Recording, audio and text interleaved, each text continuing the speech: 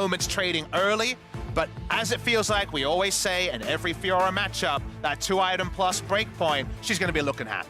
She's going to be looking happy indeed, and I do like the matchup. Most of Hecarim's tools that are hard CC are quite telegraphed. For Rek'Sai, it's a bit harder at any point that Flash and Light could happen. That outplay is difficult, but on land, we know Xerath is a great player. Top laners are numerous in Vietnam. He's been very good, I think, as well as been a player I've liked watching. I think he's been very sharp overall, and it means if it is going to be a top lane focused game, as we talked about earlier, you've got aggressive early junglers and an explosive top lane matchup. And the fun part about it, Freak, is that we have different identities here. One team going to be desperate for the team fight. SKT, when they hit their items, they're going to look for the 5v5. Meanwhile, Fiora is always best parked in a side lane. She doesn't help you killing 280 carries like SKT has. She helps you in just split pushing down Nexuses with no one else around. Yeah, I really do like Fiora into a Hecarim for PVB here. The only thing that he has to worry about is the Ignite early on, watching out for possible jungle ganks, because they will have the advantage in that all-in with the extra true damage that comes through. But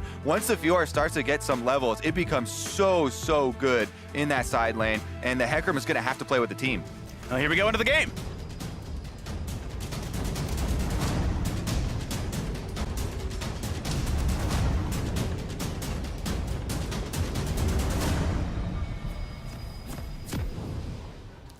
Welcome to Summoner's Rift, our fourth game of the day. SK Telecom T1, the champions out of South Korea, a region that you expect year over year to bring the best teams into League of Legends. And 2018 was not that, and now the start of 2019, a stumble in game one, but the ability to bounce back. They've got 2 more games today, including that showdown with Invictus later on. SKT can immediately jump back up to the top.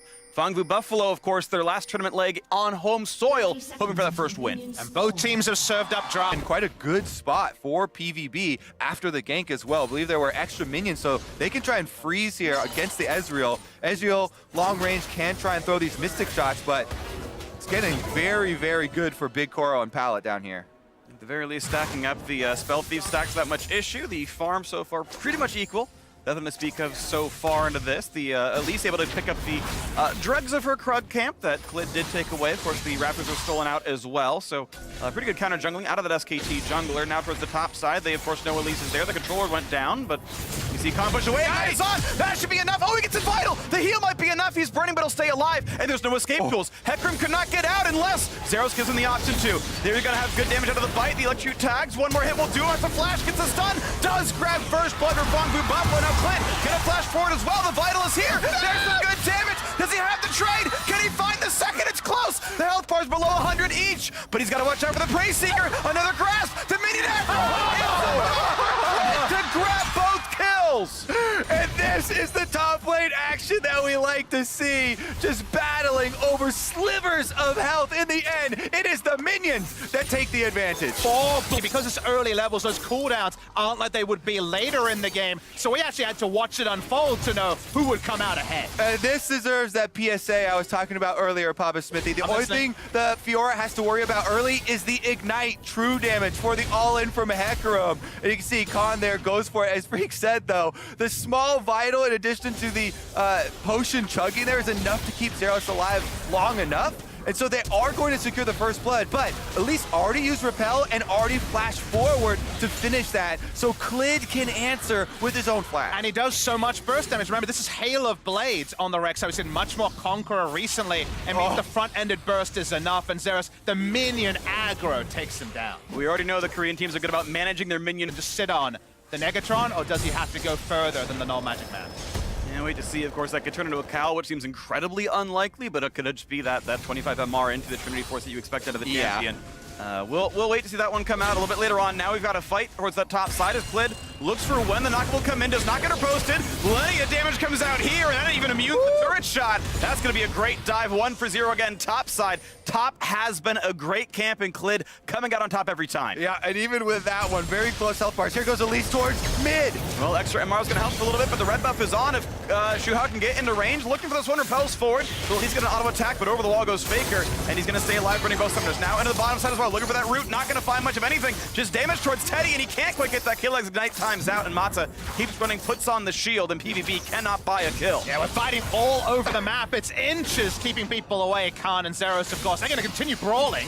Yeah. For another vital land. Ignite comes in as well. Riposte again. Is like gets the fear afterwards, and it forces the flash out of Zero, so they know Clid can't hold back in. Just gets it now, though. This is pretty good damage, but he's under the turret once again. Stays alive with the healing. Not going to go for another Q right there, and Zeros will survive this fight. All 3 lanes of action here, and again, they bring us back to the beginning where it all started topside to burn both summoners of the Fiora after the fact. It's another one of those games where Clid is using his Rek'Sai ult off cooldown, it feels like, being all over the map. 100% kill participation, 2 kills to his name. A faster Black Cleaver can't hurt. We're going to get a replay onto one of these turret dives. Yeah, look how close this actually was. So Clid does get the initial knockup.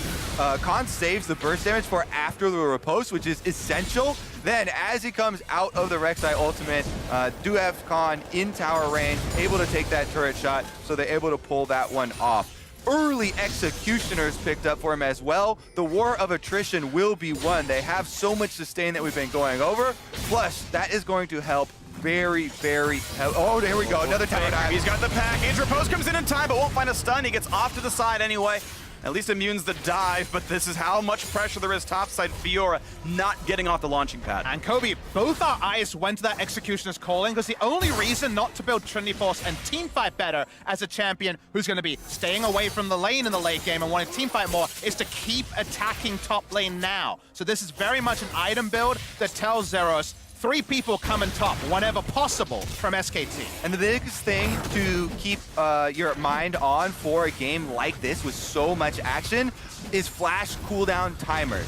Keeping track of these is essential. Remember, they had that visit towards mid lane where they also burned both of Faker's summoner spells. That's why those wards are so important. But bot side! Well, a flash into the charm, a bit of a knock-up there as well, but they just simply can't find any of these kills. Health bar's a little bit low, and now under the turret. Shuhei round 2 repels away. He's got to watch out for turret aggro. Can't get to the chickens just yet, but he's got spiders. He's just fine. A dive in the mid lane does work out for Phong Buffalo. So they do return to the mid lane. After burning both of Faker's summoners, they finally cash in on the kill, but SKT want to answer on top side. That's going to destroy the turret.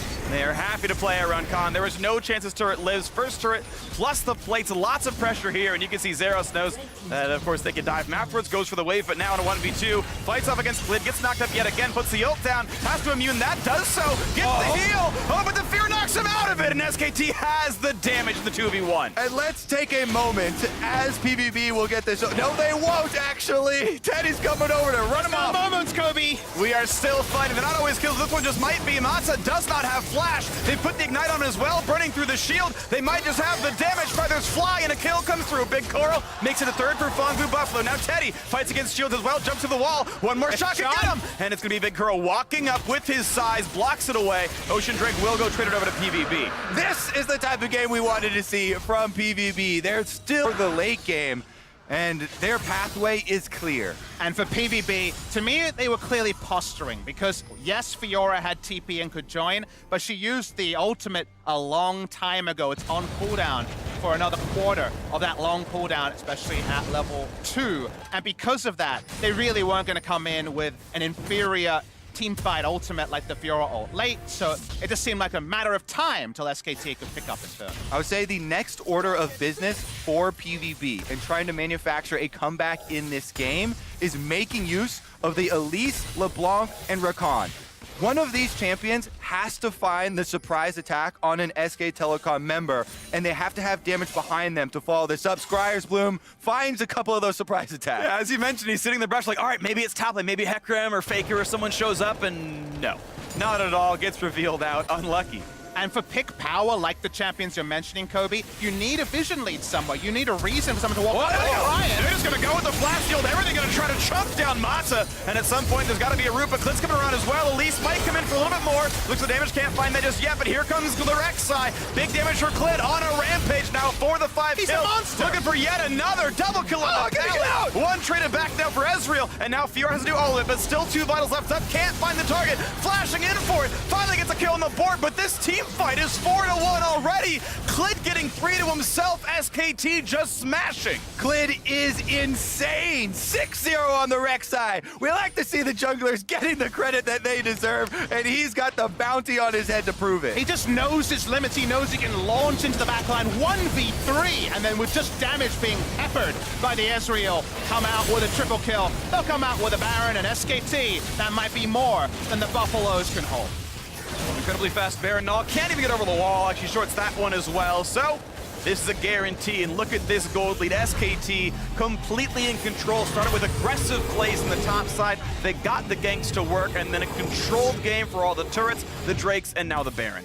And watch the replay of this play. They didn't look for the setup. They just said, we've got a control ward, let's start it. It's now or never. They got a lot of damage on Tamada, but look at what Clid was considering when he flashed in on first 2 and eventually 3. Yep, gonna use the ultimate here. Takes down the AD carry first, then turns on his lover, and Pallet goes down. Now, I thought it was gonna get a little bit dicey, but Mata comes in, gonna sacrifice himself, takes the Rek'Sai up the river a little bit, then they get the knock up, finish off the last kill there, and it is a triple for Clid. Went from a love story to a tragedy very fast for the lovers duo, and Clid on his entrance. Telecom only goes to further build the... Going not just yet, but still pushing in these waves, still getting the poke, pushing PVB lower and lower, saying you have to go in first. A nice trade of ults, a great dodge by Big Koro, pops the heal. Zeros now low as well. SKT still can just wait for another wave. His turret gets hit and is almost down, and here's the next round of supers, and it's now the open Nexus at 26:30, and SKT say, you know what? We've got Baron in 25 seconds. We'll cross those T's one more time. We know we can wait for one last neutral. The flash in! Got and it! He gets it! Null makes a huge play. Some money coming into the pockets. That one was from downtown. That one buys them a full reset, a bit of gold, some experience. The dream of a victory, that one still seems very far away, but even something to get the crowd going in front of the home crowd is a nice thing to discuss. All right, let's keep trimming them, shall we? Because okay. I like to imagine a world where crazy comebacks actually do happen. I'm with you, I'm with you. All right, we'll take a look at the replay. First, because Null is the guy trying to keep hope alive for Vietnam. He gets the big shutdown there onto Ezreal. Your next step is gonna have to be take some negligence from SK Telecom to allow that to happen, but that is the hope. Not often when you say negligence in League of Legends, that's an understatement, but they have 3 inhibitors down, another Infernal spawning. Oh! And then now you got more problems. And Faker's on the board with his first kill. Looking for the second, flashing over the root, a double kill, almost by himself now as, oh, poor Shu Hao has to run away, but he's smited, he's been knocked up, and one last auto will kill him. The Prey Seeker doing just that as well. The fear, he's gonna have the swipe. Oh, the minions, oh, they might do it as well, and he gets on the fountain. Khan, what he's are you gonna doing? try, and Khan gets the shutdown just for good measure. The Nexus drops a bit of spice for the ace, and SK Telecom pick up their second win of MSI. Khan decides he wants to win in style. He knows his next opponent, the Shy, will be watching from the back. Everyone around the world looking for SKT to answer what is a pretty indifferent